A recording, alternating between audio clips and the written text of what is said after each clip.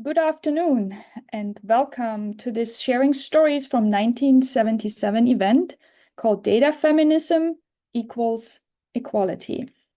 I'm Dr. Peggy Lindner, Assistant Professor in the Information Science Technology Department at the University of Houston College of Engineering. We are so glad that you have joined us today. This event would not have been possible without the wonderful support from our campus partners. First, the Center for Public History, the home of the Sharing Stories from 1977 project. We are incredibly grateful for their support to the CPH lecture series. We also want to give a special thanks to the UH Women's Gender and Sexuality Studies program, as well as the Institute for Research in Women, Gender and Sexuality for their financial and promotional support. We are also grateful to the UH Core Facilities Initiative and the UH Libraries for their financial and event hosting support. At the Center for Public History, our vision is to ignite an understanding of our diverse pasts by collaborating with and training historically minded students, practitioners, and the public through community-driven programming and scholarship. One of the ways we do that is through the CPH lecture series, which provides funding for unique opportunities like this panel discussion and workshop, for scholars, professionals, community leaders, artists, and others to consider humanities perspectives directly related to the decision they make. As such, our roundtable today brings together leading voices and organizers of a movement centered around the idea of achieving equality for people by countering mainstream simplifications of what data and feminism mean in today's world. The Sharing Stories from 1977 project is a part of this movement and was born out of the idea to capture the vibrancy and importance of the National Women's Conference, in short, NWC, which was held in 1977 right here in Houston.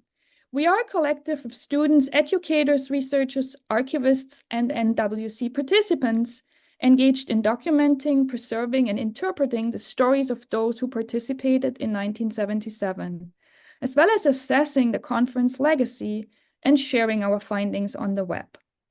When we write biographies of the participants and gather data from archives, we practice data feminist principles, such as rethinking the binaries and hierarchies often associated with data-driven approaches. I will give some more details about the project later. But for now, I'd like to turn your attention to our panelists, who will each give remarks on our topic, which I'd like to rephrase now as data plus feminism equals equality, ? I will introduce them individually as we move through our program. But without further ado, let's get to business. Roopika Risam is Associate Professor of Digital Humanities and Social Engagement at Dartmouth. Her research focuses on data histories, ethics, and practices at intersections of postcolonial and African diaspora studies, digital humanities, and critical university studies. Risam is the author of New Digital Worlds, Postcolonial Digital Humanities in Theory, Practice, and Pedagogy, and co-editor of multiple volumes, most recently, Anti-Racist Community Engagement and the Digital Black Atlantic. She's the director of the Digital Ethics Futures Consortium, funding co-director of Reviews in Digital Humanities, co-BI of Land-Back Universities, and co-president of the Association for Computers and the Humanities. Risam is finishing her second book, Insurgent Academics, a Radical Account of Public Humanities, coming out from Johns Hopkins University Press, and she's working on a trade book on data and empire. She recently received the 2023 Diversity, Equity, and Inclusion Award from the International Association for Research in Service Learning and Community Engagement. Please, Risam, go ahead. Good afternoon. I'm Roopika Risam, and I'm delighted to be here with all of you. And I'm going to say a little bit about how I came to my thinking around intersectional feminism and data and sort of where I see it going. And I want to begin with parts of a 1990 poem from Elizabeth Alexander called the Venus Hottentot.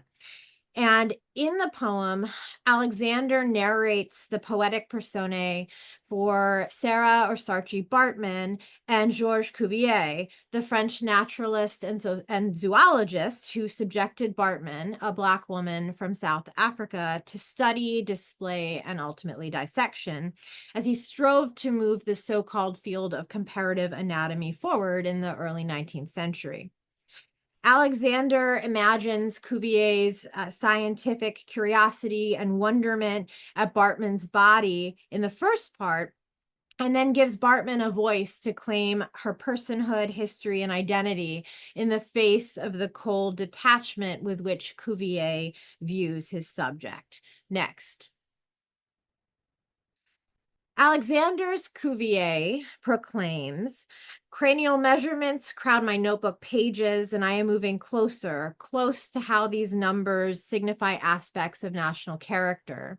Her genitalia will float inside a labeled pickling jar in the Musée de l'Homme on a shelf above Broca's brain.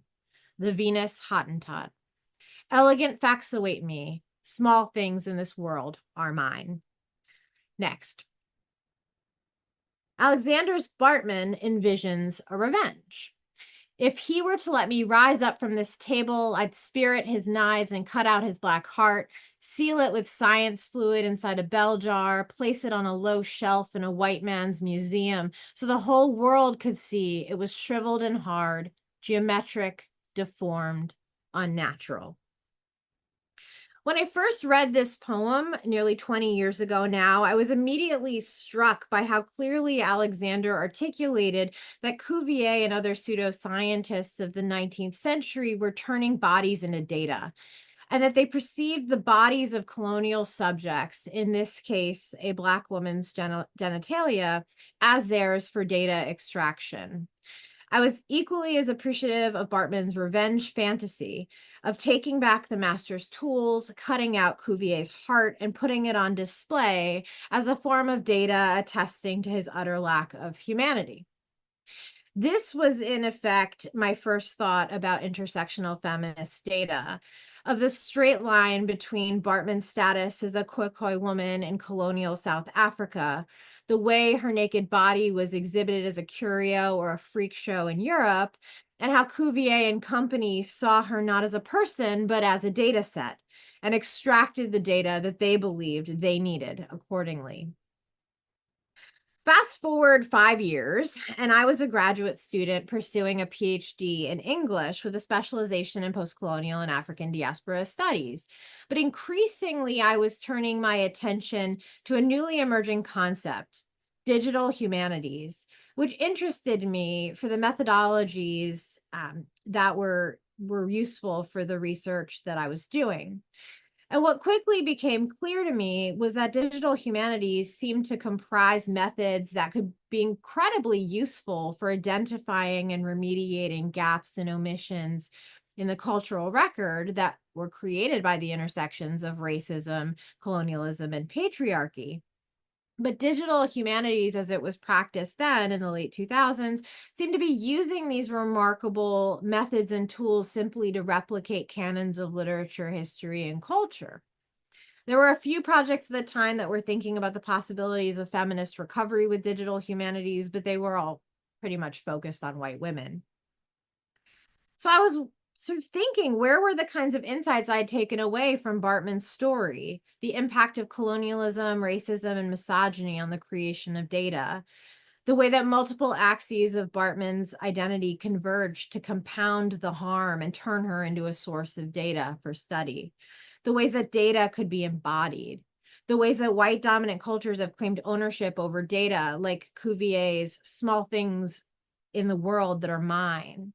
The possibilities of reclaiming data practices like Baartman envisions, showing Cuvier's heart, like his data practices, unnatural. My frustration at these absences changed my research agenda. As a result, I've been focused on how we can bring post-colonial, decolonial, and intersectional feminist approaches to digital humanities work. This has included thinking through the stakes of intersectional feminist data and data visualization, which I have argued is characterized by 5 pillars. Next. The first is no data without representation. Data creation and visualization must be undertaken with representation from those of the racial and ethnic groups, genders, and other demographics of a community that the data seeks to represent and who are likely to be affected by the uses of the data. So as researchers, this means a shift from a mentality of working on a community's data to working with a community on their data. The second is no data without data sovereignty. Control over data must lie with the communities from where data is drawn. And this is an area where Indigenous groups have done tremendous work to identify what data self-governance looks like. No data without graphical literacy. The tools for working with data must lie in the hands of communities being represented by the data, which means that those of us who are researchers have a responsibility to help augment graphical literacy skills in the communities that we work with. Fourth, no data without redistribution. Researchers can't extract data without ensuring that there is benefit to the community, raising the question of what's being given back, and certainly thinking about supporting developments in graphical literacy and use of data visualization skills and data curation practices is one example. And finally, no data without care and repair. Because the history of data extraction by researchers is real, particularly from communities whose identities make them especially vulnerable to compounded harms based on their identities, reparative work is necessary. By creating space for participation, respecting sovereignty, and identifying opportunities for redistribution. The attention to data right now is particularly exciting to me, like the development of data science programs, because it's a real opportunity to rethink the colonial, extractive, and oppressive ways that data has been produced and the ends to which it has been used, and to imagine alternative approaches, and to teach our students, many of whom will find themselves working with data in some capacity in their careers, a different way to think about data. One that recognizes the way that data is embodied and cannot be separated from our identities, so that they can bring those practices into their workplaces and ideally help shift broader conversations and practices. Thank you.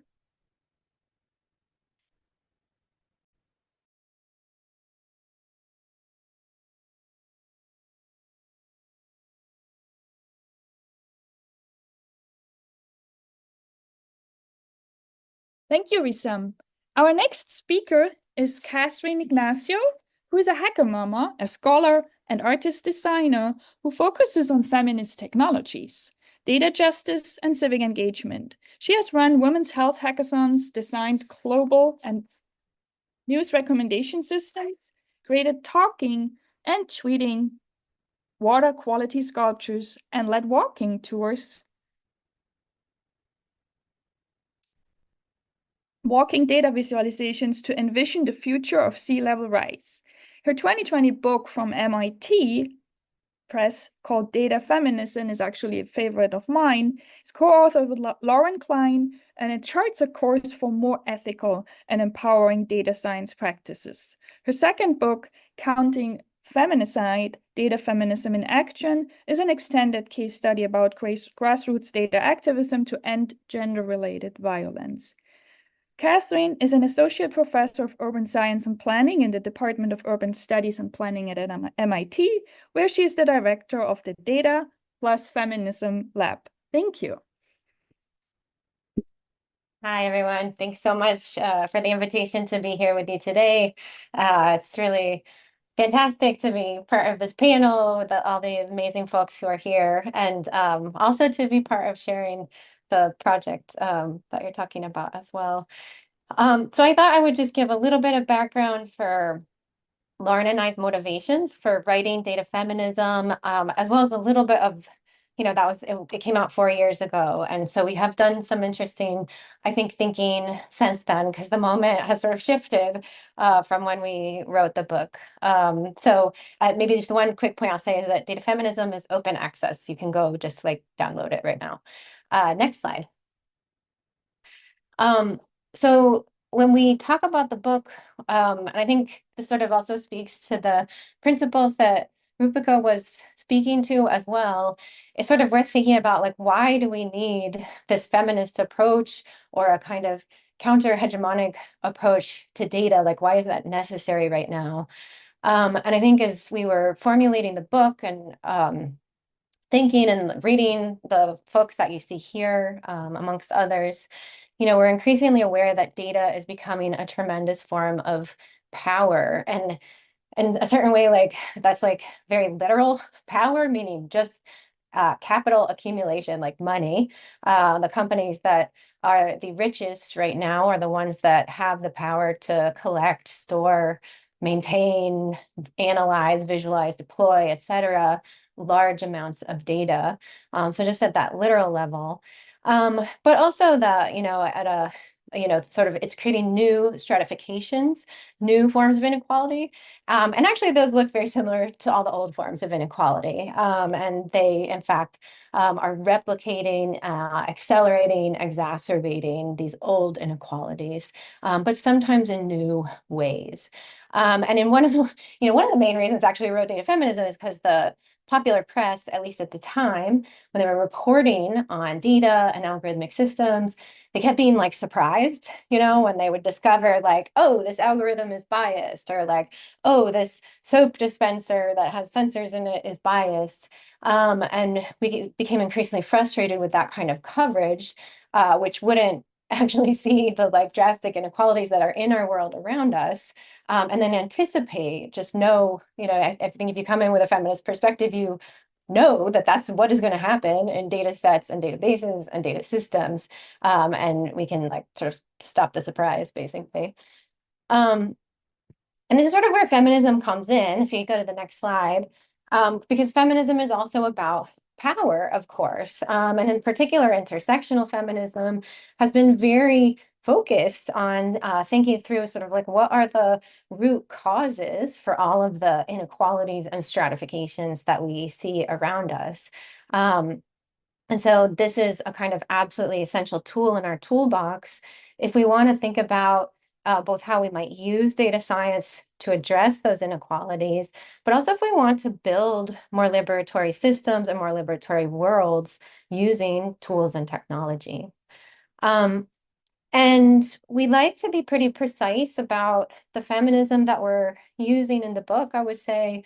We try to do kind of a feminism 101, which I will skip over for this audience because I don't think you need it. But maybe if you could just go to the next slide. We do ground the feminism that we are drawing from in intersectional feminism as well.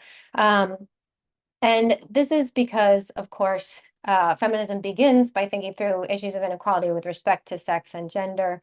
But then these fast, like 40 years at least of scholarship, as well as this current political reality, as well as also, in fact, like the harmful effects that we're seeing from these data-driven systems, one cannot just like disentangle, like this part is sexism and this part is white supremacy.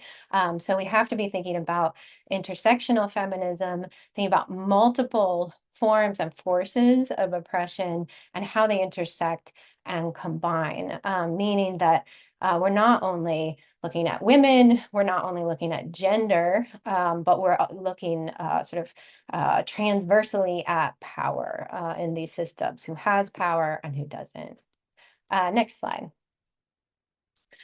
So what we did with data feminism is we tried to draw from the teachings of intersectional feminism, along with other ideas from feminist activism and critical thought, to really try to answer the question, what would a feminist data science look like? Like, what would it mean and what would we need to change to do data science in a feminist way?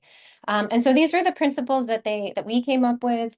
They're definitely not the only principles, right? Like, and in fact, we've recently even been thinking about like what are some of the things that we didn't think about previously, but that might need to be addressed now, 4 years later, with the rise of all the hype about AI and so on. But the principles that we came out with at the time were examine power, challenge power, rethink binaries and hierarchies, elevate emotion and embodiment, embrace pluralism, consider context, and make labor visible. And so in each of the chapters, we actually devote it to one of these principles, and we kind of explain the feminist thinking that precedes that principle. And then we also try to connect it to contemporary examples of people sort of doing data science, kind of like, what does this principle look like in action? Next slide. Yeah, and so here's the, just to call us back to, there have been some things that have changed since 2020. Certainly this like huge new hype about AI. And so Lauren and I have done some preliminary thinking about like, well, what's still the same? Like, data is still the same. There's still data under all these AI systems. And then what might need to be sort of rethought or added to the data feminism principles. So this paper I'm citing here is kind of a very preliminary attempt at that. Next slide. So I thought I would give you just a couple of examples of each of these principles, just to sort of talk a little bit about what these look like in action with some more contemporary work. So this is an example of the principle of examining power, one of those first principles. And so this is where we would use data science to interrogate how and why digital inequality shows up in these digital systems, just as it does in the non-digital world. And so this is a study that I did with a couple colleagues where we audited ChatGPT, and we were specifically looking here at housing recommendations. So we fed it like hundreds of thousands of different prompts, and we gave it different demographic parameters each time. So for example, we'd be like, I'm a white woman, I have a family, I'm moving to New York City, which neighborhood should I buy a house in? And our first finding was that ChatGPT engages in racial and economic steering practices, meaning it directs people, like white people to white neighborhoods and Black people to Black neighborhoods, basically directs people to neighborhoods with people like them. And then, so in this regard, it's really similar to racial steering practices of real estate agents. For folks who know about sort of housing practices, this is when real estate agents make assumptions based on their client's racial appearance and then steer them to neighborhoods with people like them, which is actually a violation of the Fair Housing Act. And then our second finding in the study relates to what Rupa Benjamin and Michael Mandelberg have talked about as default whiteness. So this is where like the system, actually, when we removed all racial information from the prompts, it still gave racialized answers, and it gave answers that were racialized for white people. So this is what folks have talked about as a default whiteness that is baked into artificial intelligence and algorithmic systems. So this is an example of this principle of examining power to see how we're using the tools of data science to then understand how racism and white supremacy show up in these large language models like ChatGPT. Next slide, and I see that I am running out of time, so I'm going to super fast say this is an example of challenging power, and if you want to see more, please go look at my new book, which has just come out from MIT Press. It's also open access, and you can read more about data activism, about feminicide, and next slide.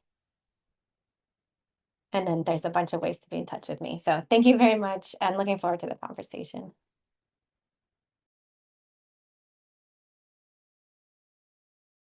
Thank you, Catherine.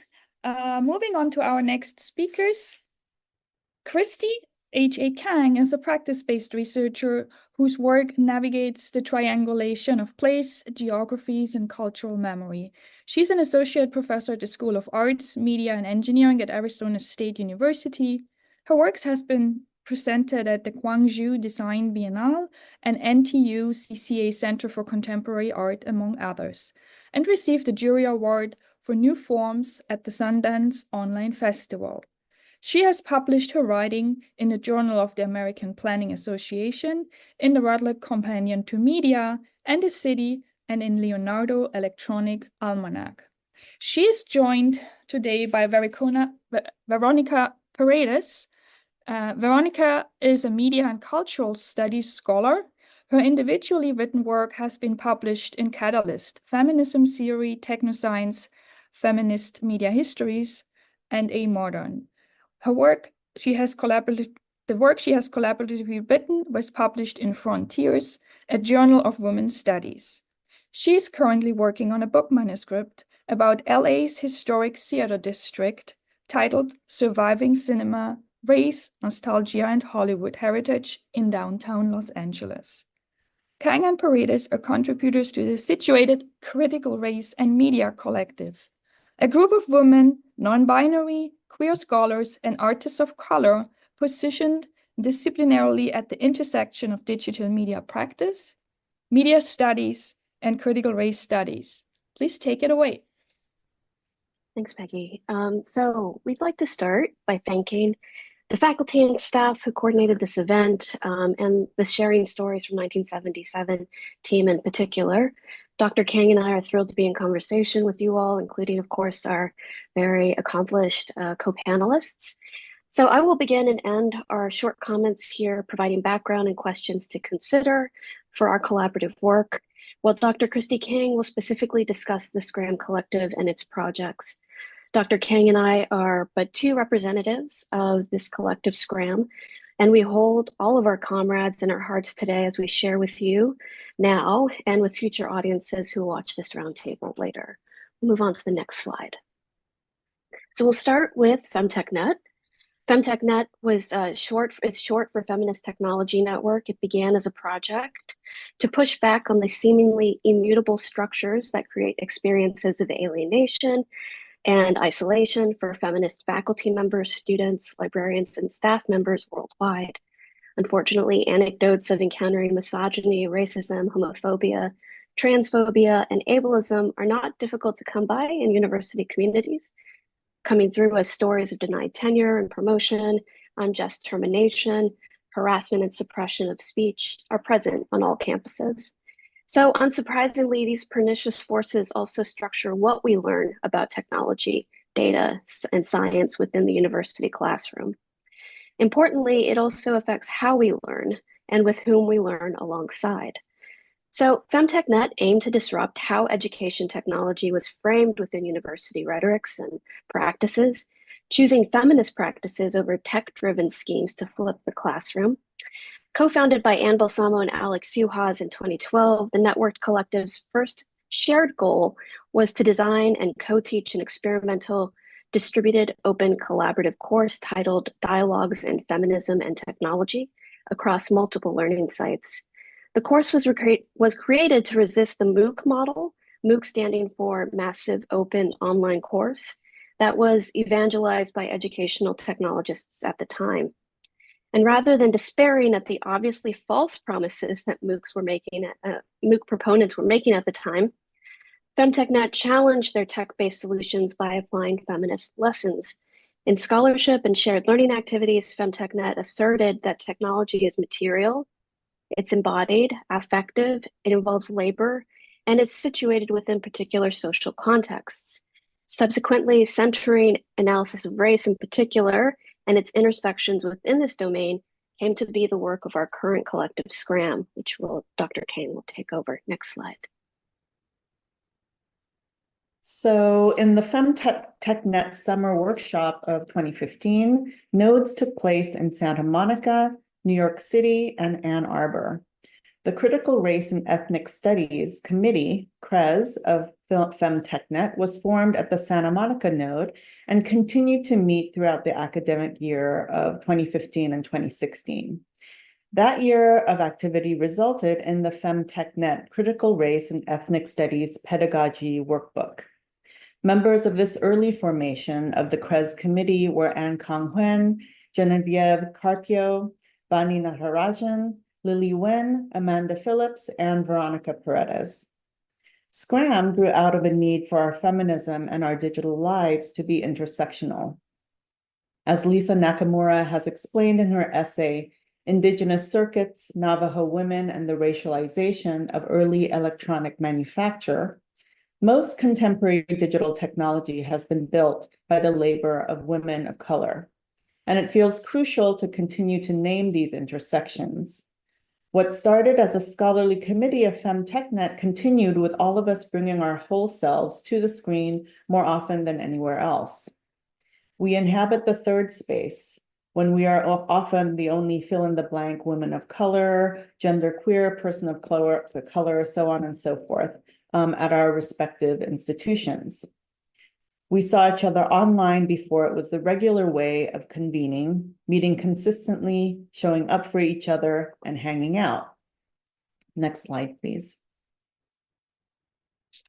At FemTechNet's first conference hosted in 2016 at the University of Michigan, the current members of Scram first met, myself and Veronica Paredes, along with Alexandrina Agloro and Kong Wen, George Hoagland, and Hong and Wu. In a workshop on mapping when I was then at Nanyang Technological University in Singapore, I presented how mapping can be used to visualize overlooked histories of ethnic communities and how they claim space in the city. The interest in this presentation of my online cultural history, The Soul of Los Angeles, became the design inspiration and model for the NTU edX grant awarded in 2017 to create this collaborative platform, MediaMap. Co-PIs on the grant include members of the Scram Collective. Scram has refined its value system to work collaboratively on all projects and to acknowledge group members' contributions in an effort to avoid reproducing institutionally oppressive strategies wherein labor burdens are shouldered by those marginalized because of their race, class, gender, or other precarious statuses. MediaMap and its development process is a negotiation of our collective values and the realities of labor under late capitalism. Next slide, please. In May of 2019, before the pandemic, Scram came together at the annual Haystack Conference in Vancouver, where we presented our research method of feminist hang-based pedagogy. This is how we organize ourselves and how we organize our projects together. We unpacked who we are and how we approach feminist anti-colonial scholarship and making through our different disciplinary practices. In Vancouver, we flocked together to write and share our first love letters and publish them on MediaMap. With these love letters, we are making ourselves vulnerable in order to share different layers of intervention. We are trying to show rather than tell how we work together to make it work for each and every one of us. Here, we revisit the love letter as a form of feminist writing that we practice to recognize our commitments to each other and to the whole. We're using the idea of flocking, inspired by Adrienne Marie Brown, not only as a method for representation, but also as a method of inquiry.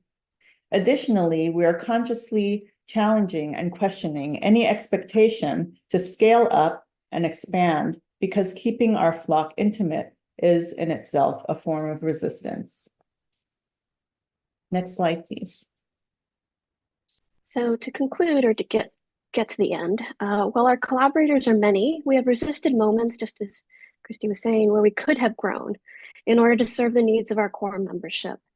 With that said, our network of comrades is wide-ranging, and I'd like to point to one project in particular as especially relevant for our roundtable discussion today. This was a project created by or with, alongside many FemTechNet members, particularly TL Cowan and Jazz Rold, but also and Anita Se-Chan and Marika Seafor, Lisa Nakamura. It was published along with the individual reflections in this recent Debates in Digital Humanities 2023 volume published by the University of Minnesota Press, which was edited by Matthew Gold and Lauren Klein, Dr. Ignacio's Data Feminism co-author. The Feminist Data Manifest No comprises of 32 entries, one refusal coupled with one commitment in each. Just as FemTechNet's doc provided an alternative form for exploring networked connected learning, the Manifest No brings together critique and making, providing methods for moving forward in an imperfect system, not of our choosing. Next slide, please. Specifically, as we open up to the roundtable after presentations are done, I'm thinking about this academic year and the challenges ahead for feminists within universities and also feminist data practitioners. The challenges we face are many as feminist educators, community members, activists, and students. And I offer Principle 21 in the Manifest No for reflection. This entry states, we refuse to cede We refuse to see that convincing unjust institutions and disciplines to listen to us is the only way to make change. We commit to co-constructing our language and questions together with the communities we serve in order to build power with our own communities. So I think, end quote, this tenet reminds us of the full spectrum of possibilities that exist outside the normative structures of institutional acceptance and reward that emanate from the struggle to defend the rights, dignity, and data sovereignty of all communities. These rights are not always recognized by the structures in power, so those structures must be pushed against, circumvented, or even dismantled if we are to create a more just world together. And that concludes our comments. We look forward to the conversation. Thank you.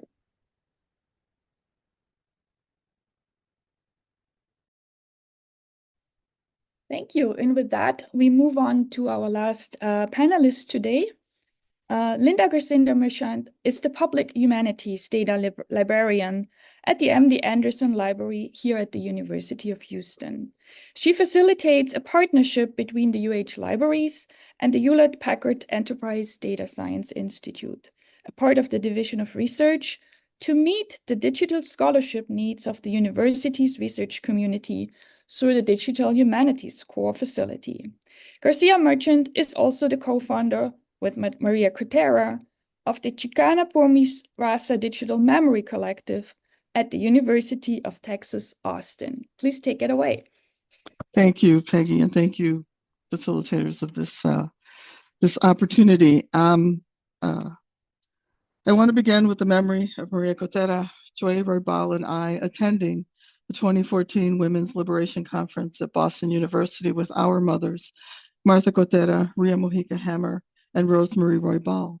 Martha had attended a panel on intersectional feminism, raised her hand during the Q&A and said, quote, "We must remember that feminism is a river, and like all rivers, is composed of a variety of streams flowing simultaneously and at the same speed to the sea," end quote.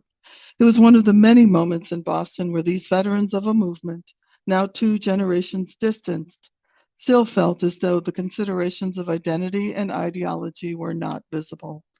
Their softer, battle-worn voices and bodies still gathering in conversation, young women, some hearing them speak for the first time and clinging to them desperately, wanting to know more. It is in this transgenerational exchange where Maria and I, time and again, see the connections form, the understanding solidified, how the present generation can and does see where and how to do better, how to define and clarify and articulate these veteran histories, how to apply the lessons from those conversations. When I teach the section on data to the micro-credentialing courses here at UH for graduate and undergraduate students, it is with this understanding that data is everything, and it is in the organization of data, in its structuring from an unstructured state, that it comes to life and tells the stories we have to tell. Data is a living thing, and when in conversation with us and its elements, we are allowed the opportunity and potential for dialogue that sees more than images, texts, and numbers. The us I am speaking of are the authors of data, the women we have interviewed, and an audience of students acting as critical witness, then authors of these stories. Next slide. Here are some of the facts about Chicana por Mi Raza. Maria and I began 15 years ago with an untested idea to create a resource of second wave Chicana feminist stories and materials to cultivate their hidden history. Here we are now, 30,000 digital assets later, now conducting field schools and developing partnerships with satellite projects, and most recently, creating opportunities for students in the classroom to exercise their critical witness as authors of the stories they've learned, along with the understanding of the feminisms they've experienced. Next slide, please. So I'm going to talk a little bit about the different things we've been doing in the last few years. So the Wisconsin Latinx History Collective actually began in 2014 with the Somos Latinas project and has now evolved into a core group of faculty from the University of Wisconsin system and Marquette University, dedicated to highlighting the histories of Latinx communities in the state. The Enriqueta Vasquez Digital History Project mobilized a network of digital humanities specialists and funding that included our own USLDH, local scholars and archivists, and grassroots community cultural practitioners to document, preserve, and make available the rich history of social justice in northern New Mexico. The De La Riva Family Digital Herstory Project gathered scholars, activists, artists, participants, and communities for a 2-week summer intensive to document, preserve, and make available a rich history of queer, femme, and art-centered social justice work in Northern California, specifically UC Santa Cruz. And finally, Tlamatini, which I'm going to talk about a little more, is a magazine produced each year in the MAS 337 Histories of Chicana Feminism class taught by Maria Cotera, and exercises this critical witness to author model through an examination of primary documents available in the CPMR resource. Excuse me.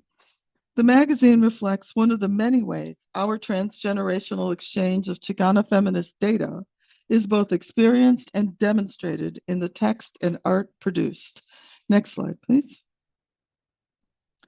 The magazine of 2023 has its origins in 1971, when foundational Chicana feminist scholar Ana Nieto Gomez was creating and teaching the first Chicana studies courses.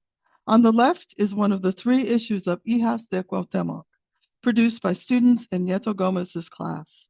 On the right, the second issue of Tlamatini, produced by Maria's students. Cotera offers on the editor's page that their magazine is an homage to the foremothers, including Inés Hernández Ávila and Rita Sanchez, encouraging the voices of their generation through art, articles, and poetry to define and demonstrate both ideology and identity in print. Next slide, please. Tlamatini is an excellent example of Maria's observation of the archive as a, quote, place of encuentro, end quote, where students experience the identity and ideology and documents produced during the period of the Chicano and women's movement to then better understand and produce how that happens in a present day for the social justice challenges students face. The magazine is filled with art like this exploration of a Chicanx mind by Alexis Martinez, and the article, quote, from Gorda to Chingona, Navigating Body Image and Identity, end quote, by Paola Hernandez. Next slide, please. I end with these photographs of the 2 editorial boards of Tlamatini, centered in both Maria Cotera. So why is this important now? These photos were taken upon completion of the layouts for each magazine because, yes, the mock-ups were done using the technologies of 1970, producing comps of each issue prior to submitting the electronic files to the printer. It was important to Maria and the students to recreate the material experience of putting together a physical magazine, to understand the importance of look, layout, and how art and text would feature collectively on the page. It is this nod to a type of makerspace that brings home the various ways to think about and enact Chicana feminisms as data. It is one of the infinite ways we think and act, witness and write, negotiate and navigate the complexities, challenge, and potentiality of our identity and ideology. In this way, our Chicana feminist data lives on in the cumulative potential of our students and their tomorrow. Frida Espinosa ends the poem Tlamatini, printed in the inaugural edition of the magazine in this way. Tlamatini, she speaks the tales of the past, a mix of Mexican-American contrast, a guide through the struggles, triumphs, and dreams, yet a testament to knowing through time's streams.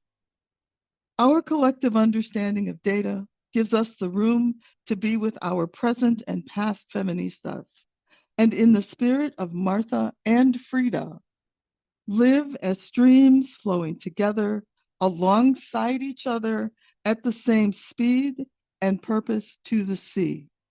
Thank you.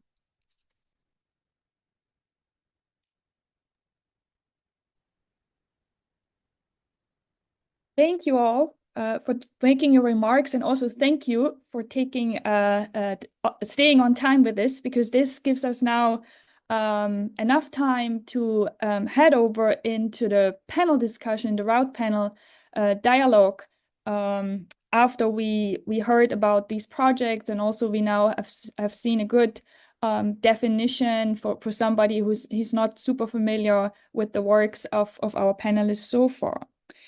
But before we get started, I'd like to talk a little bit about, how this event came about. So when we started planning this today, we easily settled on August 26, Women's Equality Day, the day to commemorate the passing of the 19th Amendment, which gave women in the United States the right to vote. It is a holiday since 1973, and it seemed fitting to celebrate the launch of a new portion of the Sharing Stories website with the initial set of the NWC's participants' demographic data today, and I hope you will get a chance to go there later.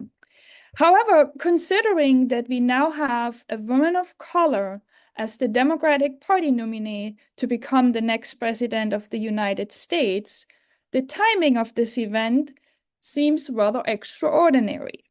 So it underlines the importance of projects such as Sharing Stories from 1977, so that we are allowed to recontextualize the grand exercise of civic engagement that the NWC represented at its time. With that in mind, I'd like to ask the first question to our panel. In what ways is data feminism particularly relevant today? And how does it contribute to contemporary conversations on gender equality and social justice? Who would like to go first?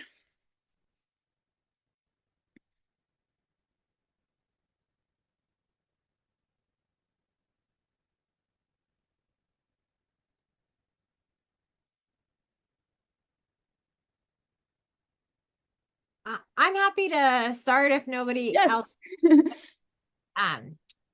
suggests that a framework that we should be thinking about is data feminisms as opposed to data feminism, on the basis of the fact that, as we've heard today, there are so many different approaches to the intersections of data and feminism, and there are, from ones like the amazing work that Linda and Maria are doing that are really grounded in specific communities and their histories, to sort of more broader approaches to strong community engagement component.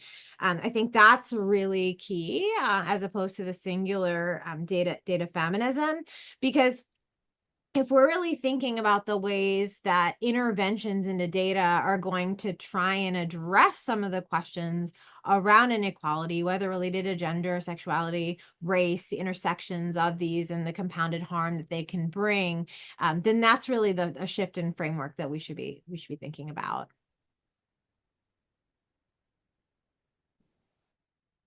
Anybody else who wants to?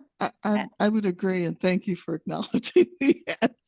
That's sort of a thank you, Roopika, because that S is kind of important to this conversation, and sort of feels it. I think we're all excited about the potential of the next several months and what can happen going forward, and how this does feel like a bit of a shift. I would say, and thank you for the nice things you said about us, and have always said about us in print as well. I would, I think that part of what I want to say that part of what has always been present for us is that sense of autonomy and that sense of representation that is so critical to not just correct, sort of honest, and I'm using the word carefully, honest outcomes for the data that we are collecting, but also in how we are collecting it and presenting ourselves as that model of collection, right? And I think FemTechNet did a really good job and does a really good job of sort of representing the fact that, yes, we have to be we have to be mindful of all the communities that we are representing and the intra-groups that exist as part of the larger groups. And so, and we do that all the time, especially when it comes to the student-centric work that we do and continue to do as this sort of model of production and knowledge production. So I would say that, yes, I think it's important to acknowledge the S in this. And I think that is what's different about this moment, as opposed to 40 or 50 years ago when the women's conference happened, was that we were thinking collectively and collaboratively, but not in these sort of nuanced ways. And there were still lots of marginalized communities who were demanding a seat at the table at that time, who unfortunately are still having to do the same kind of work in this generation that you saw in that generation. So yeah, that's. I'll chime in and say, even though we wrote the book as the singular, we would also support the idea of the multiple isms. And in fact, we never meant, it's like at the time we were never like, this will be the only work ever about like data and feminism or something like that. And the book ended up traveling a lot further than we had expected. But I mean, as with everything, like all feminist concepts, I mean, I think they are defined by the fact that they are ongoing pluralistic conversations and they're forced out of debate and dialogue and contestation. And I think like the same thing is true for a feminist approach to data. And even recently when I was kind of I was cataloging like some different, I guess sort of what you might frame as like counter-hegemonic approaches to data. And I have a list at the end of my new book of those. And even just cataloging some of the amazing work that's happened under this rubric of kind of a feminist approach to data, there's a lot of it. And for me, that is really exciting because I do think that like together, and it doesn't have to be we all are like, this is the one definition we use together, but together we can collectively say that this is something that is necessary, that like a feminist approach is necessary and it needs to be part of both kind of, small scale, sort of artisanal projects, and it needs to be part of mainstream, policy framework types of projects as well. And so to me, there's like a lot of ripe potentiality there at a lot of different scales. And so I think just to say that we never meant it as a gatekeeping mechanism. In fact, I would reject that and am really thrilled to see just the proliferation of feminist approaches and other approaches, actually, I should say too. So, yeah. I could chime in real quick to say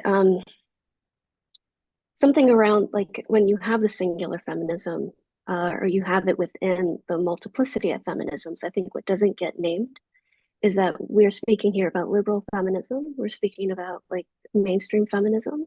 And when we talk about Kamala Harris, we're not necessarily talking about an insurgent kind of radical, or at least anti-genocide, politically minded feminism that I would feel myself a part of, right?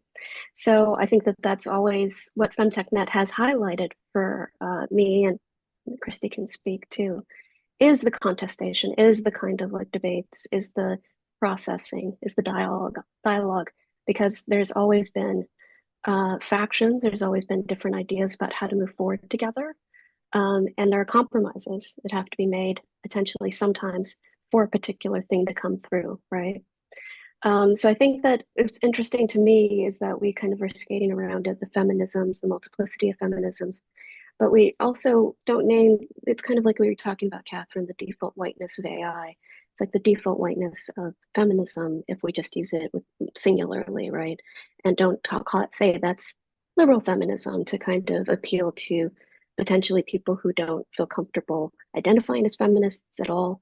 And I think that's what's really important about Catherine and Lauren's project, is that it is kind of through that able to make that intervention. I assume that you've gotten these kinds of feedback, Catherine, about the that kind of configuration. Yeah, for sure. Yeah, we've definitely gotten that feedback. And then we've also gotten like feedback of like, oh, feminism is big and scary. Why did you name it that and not just data justice or something like that? You know? So yes. And I think honestly, if we were going to go back, I think we would go with data. Like if we knew what we knew now, if we were going to go back, we would say data feminisms and or do the project in a different way from a process standpoint, actually. So, and that's actually like something we're talking about right now. Like if we were to go on and do something like this is kind of what we write about a little bit in this like new paper about like data feminism for AI, like what might need to change about our process if we're gonna take it further. That's something we're thinking about right now. So, yeah. That's actually a good point, because I wanted to also get maybe in some of the practical aspects, so to speak, of what data feminisms really mean. So could some of you a little bit talk maybe in more practical aspects, how data feminisms address the power dynamics inherent in data collection, analysis, and interpretation? I mean, I'm working in the STEM field mostly, so I see the very traditional ways, and I want to see kind of like how data feminisms take this on, and so what are the practical things going on here?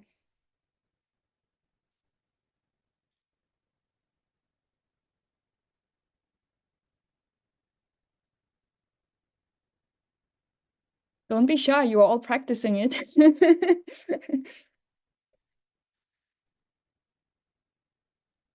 Well, to the FemTechNet and perhaps also other kinds of projects that you all might have worked on, it's interesting to think about the labor issues that come up inherently in digital humanities projects. And I think the sharing stories from 1977, I'm sure that there are ways and dynamics by which these take place in universities, right? So that's the thing about FemTechNet, was that we were talking about communities, but then we started to realize we're a bunch of academics with like 2 of the 20 learning sites we have. 2 are community centers and 18 are within universities. So how are we going to actually think about the spaces and communities that we inhabit?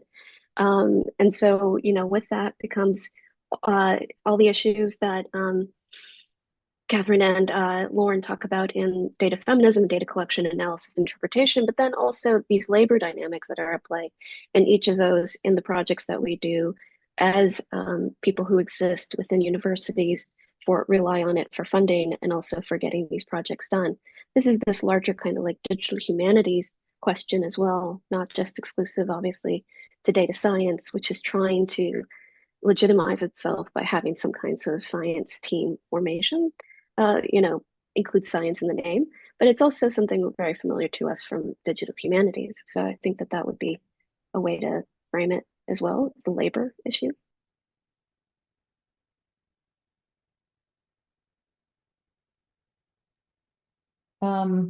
Also, this also leads to some of the other issues that we wanted to address and discuss, which is not only labor, but also the power dynamics inherent in the collection of data. And so, I appreciated like Roopika's bringing up, how do you deal with these aspects of data collection in an ethical way that acknowledges kind of postcolonial practices and approaches to data analysis and collection.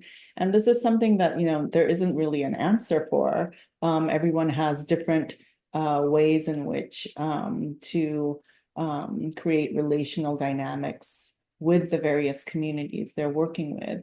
And I think there is a tension and problematic hierarchy already set up when you're working in an academic institution and funding is developed through a kind of PI, co-PI type of mechanism through particular types of grants.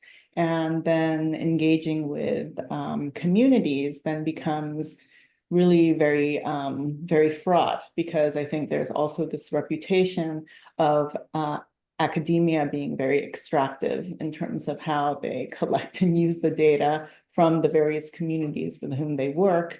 So, how does a data feminism kind of address or come up with methodologies to put this on the table before starting, the process of any projects or works, that that emerge out of these practices. I was really excited to hear about the work with Scram, Christy, and Veronica, and of course Linda. I've known and followed your work and Maria's work for a very long time, and thinking about the community collaboration aspect in the co-construction of data and the co-construction of methodologies, because in a way that's really those are the places where we can actually do some of the work to address and redress these unequal power dynamics that are absolutely, as Christy points out, baggage that as people who are identified as researchers or scholars or coming from universities like have to contend with, because so many of our colleagues have done so much harm to communities by extracting their data and not giving anything back, or actively causing harm too, right? Both of those things. And so, I think that it's an opportunity here to really try and address some of these issues and shift the attention away from researcher and objectives of research that are created by researchers, but instead, a conversation where we are centering communities, we are centering the people who've traditionally, historically had the least amount of power, and say, what does it mean to actually, design data collection methods and frameworks for analysis and research questions, in ways that put the voices and the needs of those communities, at the heart of what we're doing. I would say that because our project is built upon all of the issues that you're talking about, that it was always our goal to create opportunities, well, for one, to build relationships first, and then projects, and then collections, with the community involved at the onset, and with the community having an active role in the process, and not just community members, but students who are from those communities who are also part of this, so that it's this sort of organic mentoring. Again, going back to representation, it's not just what we're doing, it's who we are. It's who we and what we represent in that who we are in these spaces. When Maria and I would do these field schools, we're there working. We're not just there giving a speech at the beginning and disappearing. We're there, and students were stunned that we were like moving boxes and checking the network and making things work and teaching and advising and consulting. It's the accessibility to this data. It's the accessibility to this data from the very beginnings in these organic ways and in these ways of infrastructure. And a really good example is the Enriqueta Vasquez project, where the community wanted to transition their analog histories into digital form, but did not want them published.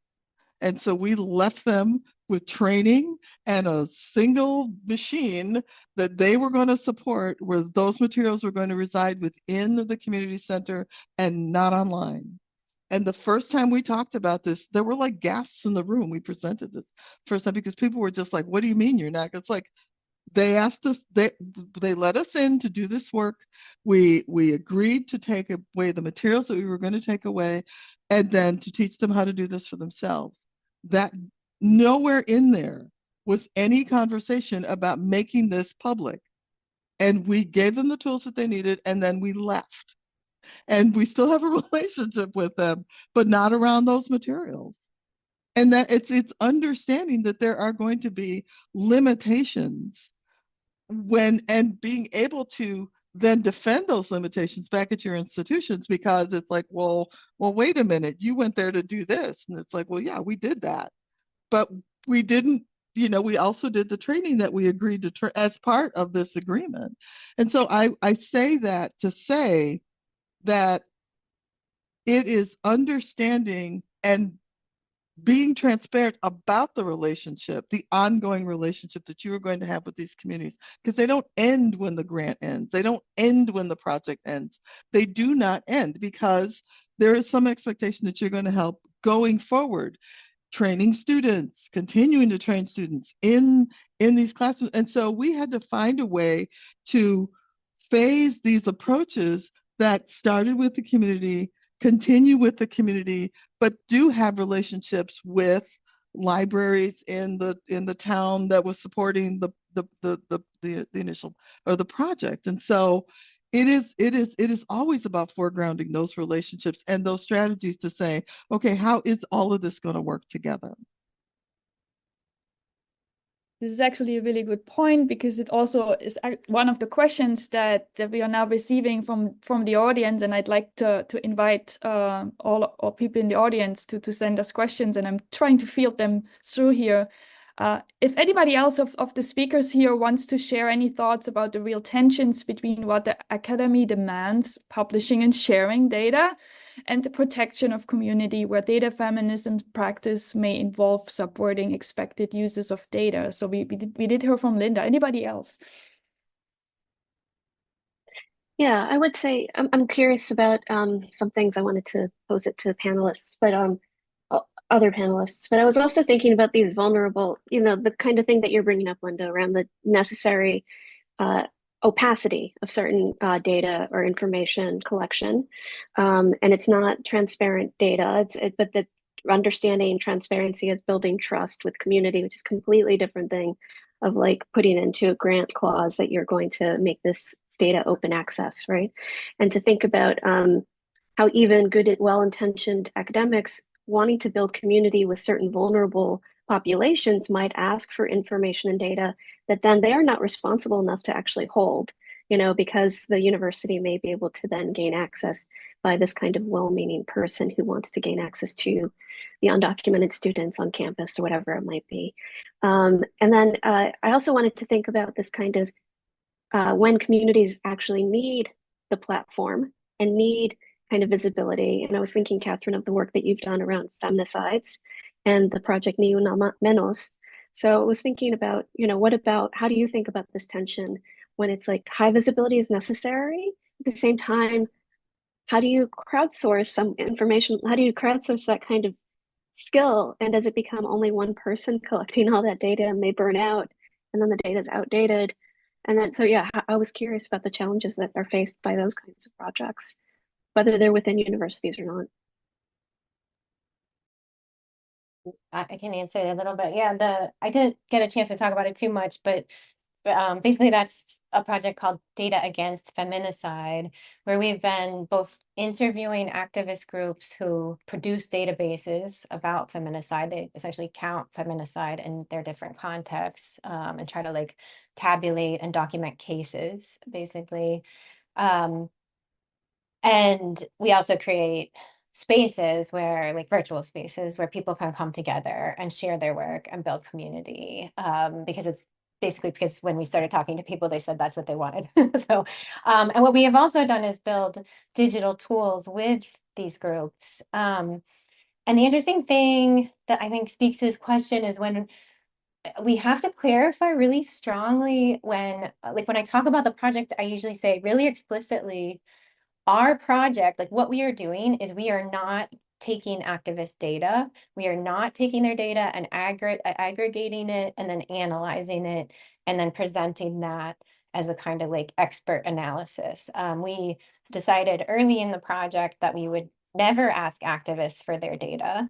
That was not like the purpose of it was not for us as researchers to gain access to their data so that we could better and more perfectly do the work that they were already doing expertly in their context. But it's always been very surprising that people, like, I literally have to say it very straightforwardly, and I have to like put it big on a slide when I explain the project, because people invariably think that's what the project is about, and instead it's not about what the project is about. And this project is really more about, so in that case, like we made a very explicit decision because of exactly these kinds of colonial histories that communities have faced over and over again of like knowledge extraction, to just not do it, like not ask for it and not use it. That wasn't the goal. And like we were never, whatever. So, but rather instead, like the way we enter is more like I think about it as supporting and sustaining activist knowledge production that they're already doing through data. So to the extent that we can create community spaces, and to the extent that we can build digital tools that streamline their work and reduce the number of hours they have to spend on this work, because all the organizations are very low to medium resource. Some of them are nonprofits and some of them are all volunteer kind of endeavors. But so I think that's the thing, is sort of, it is rethinking. It did involve some like careful, I think, deliberation and thinking about like, how do we enter? Like, how and why do you enter a certain area? And for us, it was really helpful. One of our co-leaders of the project is herself an activist, and she's also an academic, but it's like she's been doing this work in her country for over a decade at this point. And it was also deeply critical because people have come to her and been like, give me your data, or they hadn't even asked her because she publishes her data online openly, but then people have stolen her data and then claimed it as their own. And so she'll like open up a newspaper and her data is there and she's not credited or cited, so but I think it was helpful to like have that her right at the beginning of the project as a leader with us. So yeah, so that's one story. I'm going to add on one of the questions from the audience, because it points in the same direction here. So, hello, I'm a PhD student investigating the role of symptom tracking in menopause from a HCI design perspective. Do you have any thoughts on how to build digital tools that focus on empowering women and keep intimate data safe online? It's almost a technical question, but I don't think we should answer it in a technical way.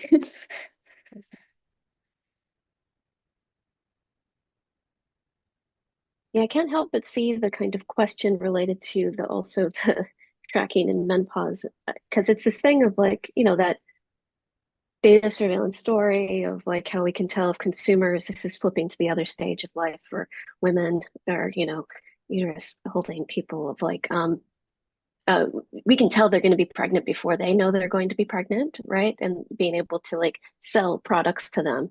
So the only way that I can see out of this for this question is to drop out of capitalism and no longer like buy things or give symptoms where they can be tracked, right? This is the only way outside of our system. Keep intimate data safe online. I mean, this is a huge question. And it's also a consideration of like, what do we mean by intimate data and what do we mean by safe? So there's so many different ways to approach this kind of question.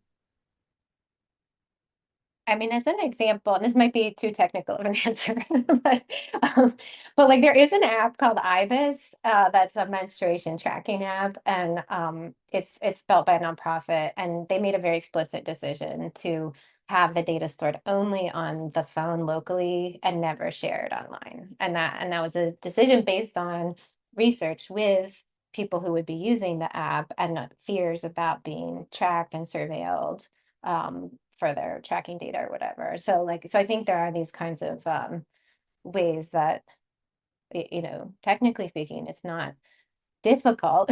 Again, it's just that the default model is that you share and then you sell, and then the data goes to third parties and the data makes them money, and the users potentially exploited or potentially targeted. I mean, now with Roe v. Wade and the criminalization, and in fact, people going after, like looking at people's Google searches to then determine if they went and got an abortion or not. There are like real material risks to sharing one's reproductive health data. I would say that I think this speaks to something that we talk a lot about here as we're teaching students, as we're working on projects with faculty, as we train faculty how to do this work. And I would say that USLDA, the Latino Digital Humanities Center, also does a lot of this kind of work when we're working with faculty and helping them to get projects off the ground, is who is in the conversation around how to actually take these projects on, because it is this dialogue, this discourse that's happening right now that actually creates those sustainable and positive outcomes that address all of those kinds of issues with a project like the one that we were just talking about. And I would say that this is always the case for us to help not just training faculty to, and we train faculty, it's, well, go back to your institution. Here's the kind of questions you want to ask. Here's who you need to be talking to about how you want to approach this. We can continue to consult and help you with this, but this is who you need to be talking, because this is who's going to be working with you. So that from the onset, there is a group of practitioners and researchers and librarians and all the kinds of folks that need to be involved to create not only best practices, but a sustainable outcome. And so, and the outcome that you want, not an outcome with unexpected violence, extractive, any of the sort of like problematic issues that can happen. So it really is about engaging everyone in this discourse at the onset as opposed to after the fact.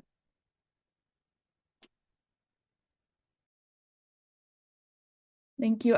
I'd like to steer us a little bit away from the practicalities now and into some maybe with respect to some historical aspects of data and history projects, because sharing stories is one of those that tries to bring back in the form of data a history. So I have a question from the audience here. Hello, thank you for your talks. I'm inspired by all of your projects.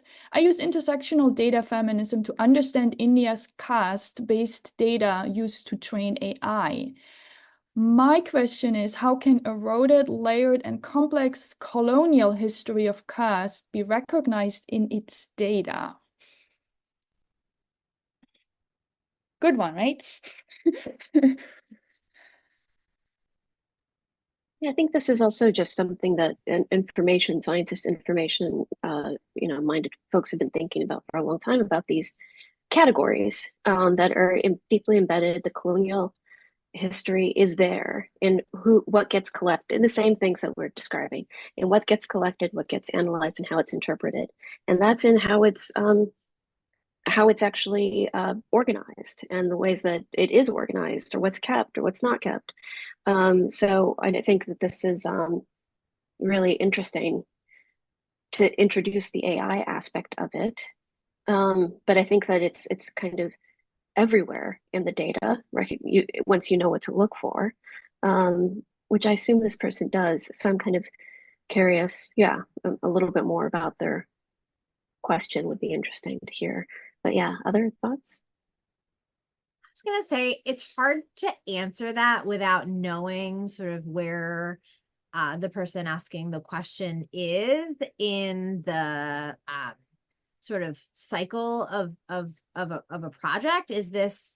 Are they involved in the actual training of the AI models? Are they sort of looking at the output and then thinking about the interpretation? But I mean, I think, building off what Veronica is saying, I think at every single point in time, including that, part in the middle that nobody really knows what's going on with the actual algorithm, is to be asking those questions, right?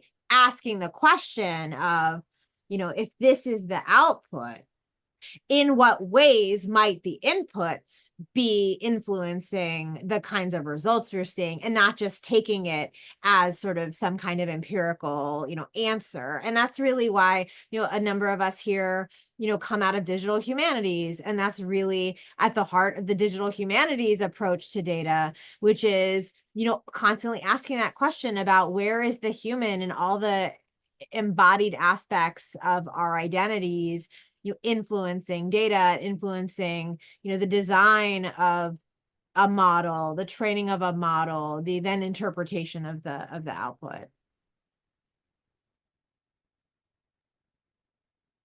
One of the things I've been talking about with a student of mine who he works on, not on caste, but on racial inequality in U.S. housing data.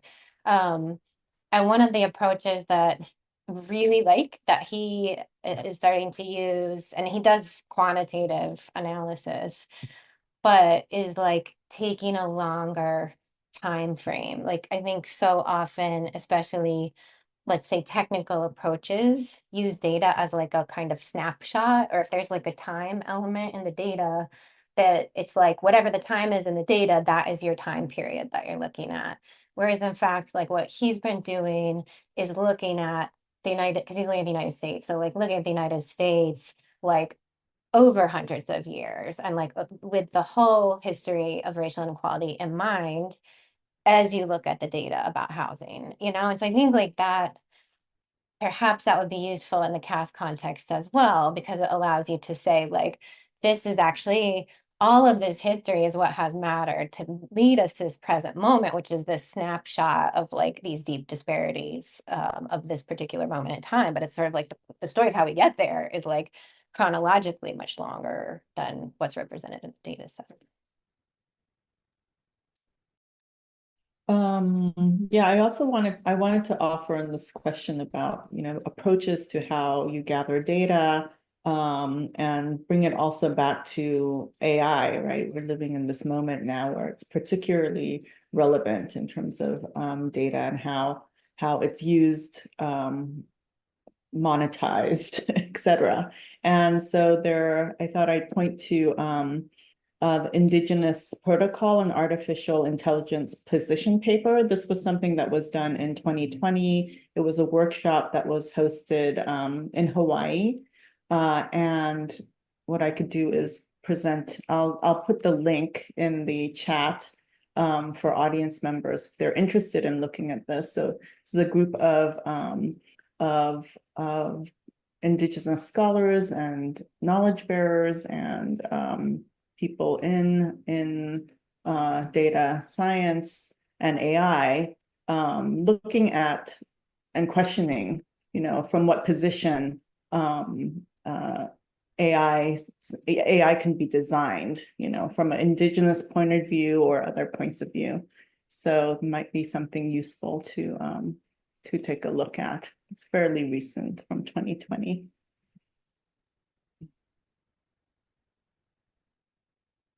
Thank you. I think we can have one more question from the audience here. One of the key concepts in data feminism is collaboration, which is grounded in the belief in mutual benefit. However, the challenge lies in how to foster this belief among those who hold dominant positions. I'd be happy to hear your thoughts on this.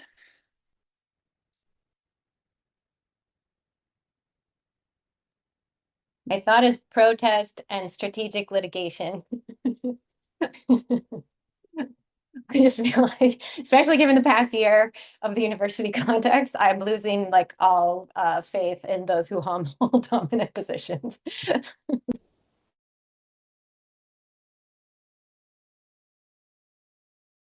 I think it's a multi-pronged approach, because on the one hand, I absolutely agree with Catherine, and then on there others also thinking about the long-term cultivation of the future leaders, of encouraging our students, particularly those with like strong sense of the humanistic capacities of data, to actually think about pursuing careers in industry where they can be in positions to actually make change. I mean, I think this is connected to the privilege hazard concept that you will use in data feminism, but then also like the desperation of the privilege being taken away, right? The desperate kinds of moves that will happen. So it is totally a question of how can we show or demonstrate that this really matters to all of us, even though it doesn't affect you for the next year. It will in the upcoming years, and you're eroding a system that is made to, that we are hoping to create to protect everyone. So I think I think in part it's impossible, as Catherine and Roopika are pointing to. At the same time, it's also creating possibilities for people to change their mind, which is like what we're having to, Peggy, what you brought up in the very beginning about thinking about the American political system at this moment. I mean, I think this is also a question for that as well.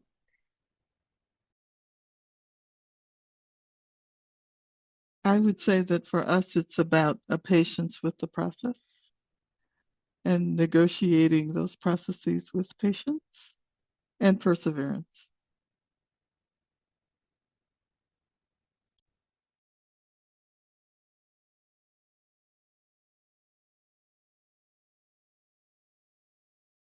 we're not going anywhere. How about that? I actually like the kind of like slowing down, because yeah, we are racing right now towards something, and data in particular always seems to be kind of like speed up things, because you can just crunch it in and crunch it through, and then when people start using data, they always think it's a fast one and done. So I really like the comment here on patience, because I think that gets us into the right direction for that. So with that, I'd like to thank all our panelists and the audience members here for being with us this afternoon. I'd also like to thank the doctors Wes Jackson and Sandra Davidson for helping with the logistics for this event, and to Daniel Killian for his promotional work for this event, because we're very happy to have a lot of people zooming in today. We also want to give special thanks to Danny Fuller and the Digital Research Commons staff for their assistance in helping us host this event. And I want to give another special thanks to Iggy Harrison and his team at UH Streaming Media for their help recording and streaming the panel. To learn more about the Center for Public History, please visit our website at uh.edu/class/CPH. As we head out, I would like to invite you to visit the new release of the Sharing Stories 1970 website, which you can find at sharingstories1977.uh.edu.